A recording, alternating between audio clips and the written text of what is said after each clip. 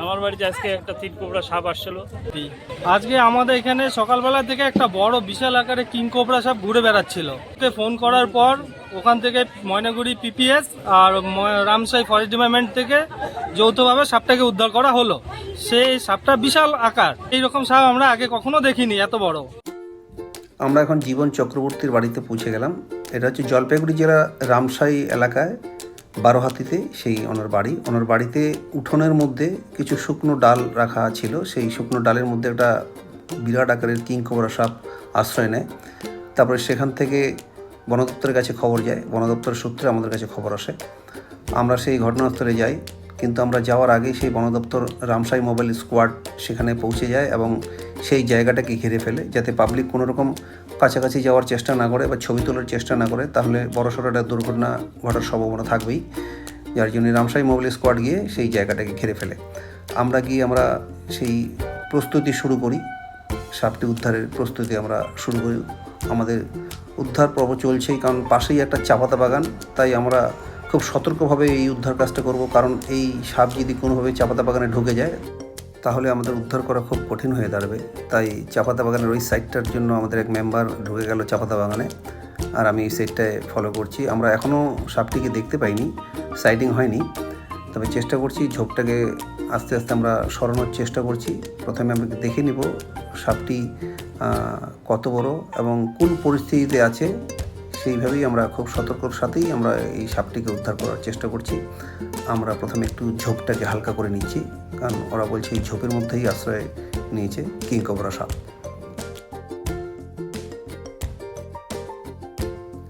সাপটি আমরা দেখেছি, সাপটি এখানেই আছে। এই সাপটিকে আমরা উদ্ধার করার চেষ্টা করছি।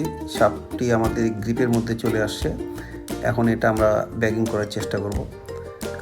এখানে পাবলিক, পিছনে আমাদের প্রচুর পাবলিক ভিড় করছে, তো এই পাবলিককে সরানোর জন্য রীতিমতো বন দপ্তর সক্রিয়ভাবে সতর্কভাবে আছে, যাতে পাবলিক কোনোভাবে কাছাকাছি না আসে। কারণ কিং কোবরা সাপ পৃথিবীর ভয়ঙ্কর সাপের মধ্যে অন্যতম হচ্ছে কিং কোবরা সাপ। কারণ কিং কোবরা সাপ এমন একটি সাপ যে তীরে এসে দৌড়ে গিয়ে সে বাইট করতে পারে এবং মানুষকে তাড়া করে। যার জন্যই এটা অনেকটা দূরত্ব বজায় রেখেই এটাকে আমরা চেষ্টা করছি ব্যাগিং করার, যাতে কোনো রকম পাবলিক কাছাকাছি আসার চেষ্টা না করে বা ছবি তোলার চেষ্টা না করে। যার জন্যই বন দপ্তর কিন্তু সক্রিয়ভাবে সেই পাবলিককে দূরত্ব বজায় রাখার জন্য বারবার সতর্ক করছে। আমাদের উদ্ধার কাজ চলছে। সাপটি যেহেতু ফোনা তুলে আছে, তাই আমরা কয়েক সেকেন্ড একটু সময় দেব ঠান্ডা হওয়ার জন্য, যাতে তার মস্তিষ্ক একটু ঠান্ডা হয় বা সে বুঝতে পারে আমরা ওর শত্রু নই, আমরা তাকে জাস্ট উদ্ধার করতে এসেছি। তাই আমরা একটু সময় নিচ্ছি, কয়েক সেকেন্ড, তারপরে আমরা চেষ্টা করব এটাকে ব্যাগিং করার। যেহেতু গরুমারা জঙ্গল খুব কাছাকাছি, তাই সম্ভবত এটা গরুমারা জঙ্গল থেকেই লোকালয়ে বেরিয়ে আসছে কোনোভাবে। আমরা এখন ব্যাগিং করার চেষ্টা করব। এটাকে ব্যাগিং পর্ব চলছে। আমাদের মোটামুটি খুব কাছাকাছি উদ্ধারের কাজ শেষ হতে চলেছে। এই মুহূর্তে ব্যাগের মধ্যে সাপ প্রবেশ করছে। আমরা ব্যাগের মধ্যে ঢুকিয়ে দিয়েছি সাপকে। এখন এই সাপটি আমরা বন দপ্তরের হাতে তুলে দেব এবং বন দপ্তরের সহযোগিতায় এটাকে গরুমারা জঙ্গলে ছেড়ে দেওয়া হবে। সাপটি দেখতে প্রচুর মানুষের ভিড় হয়। আমরা বন দপ্তরের গাড়িতে সাপটিকে তুলে দিচ্ছি। এখানেও মানুষের ভিড়, সাপ দেখার জন্য কৌতূহলী মানুষ পাশের গ্রাম থেকেও ছুটে আসে, বহু দূর দূরান্ত থেকে এই সাপটি দেখতে আসে।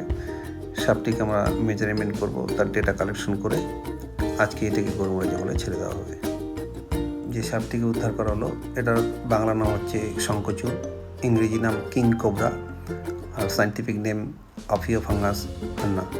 এছাড়াও এই সাপের বিভিন্ন নাম আছে, আঞ্চলিক নাম বা বিভিন্ন অঞ্চলের বিভিন্ন রকম নামে, কেউ রাগনাজও বলে থাকে।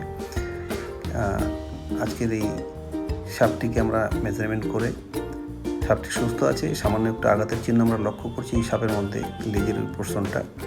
তো এই সাপের যে আঘাতটা আছে এটা অনেক পুরনো আঘাত, তাই এটার কোনো চিকিৎসার কোনো প্রয়োজন হবে না।